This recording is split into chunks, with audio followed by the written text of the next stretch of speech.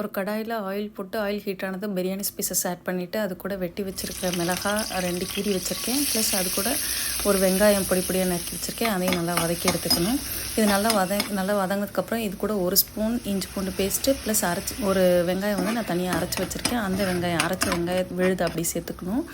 அது நல்லா பச்சை வாசனை போகவும் தக்காளி வந்து 1.5 தக்காளி ஆட் பண்ணியிருக்கேன். சின்ன தக்காளியாக இருந்ததுனால 1.5 தக்காளி போட்டேன். பெரிய பழுத்த தக்காளினா 1 போதும். அது நல்லா வதங்கினதும் பச்சை வாடை போனதும் குழம்பு மிளகாத்தூள், சாதாரணமாக சாம்பார் மிளகாத்தூள் இருக்கு இல்லையா, அது 1 ஸ்பூன், மஞ்சத்தூள், மிளகாத்தூள், அப்புறம் 1 ஸ்பூன் கரம் மசாலா இல்லைனா சிக்கன் மசாலா ஆட் பண்ணிக்கலாம். உப்பு, இது கொஞ்சம் தண்ணி ஊற்றி நல்லா பச்சை வாடை போகிற அளவுக்கு வதங்கினதுக்கப்புறம் நம்ம வேக வச்சுருக்க முட்டையை அதோட ஆட் பண்ணிக்கணும். முட்டை ஆட் பண்ணிவிட்டு இந்த ஸ்டேஜில் கருவேப்பிலை ஆட் பண்ணிக்கலாம். ப்ளஸ் அது கூட கொஞ்சமாக தேங்காய், அது கூட சோம்பு வச்சு அரைச்சி அதோட ஆட் பண்ணிக்கலாம். இது நல்லா சுருளை வதங்கினதுக்கப்புறம் என்னோடய ஸ்டைலில் ஈஸியான முட்டை தொக்கு ரெடி.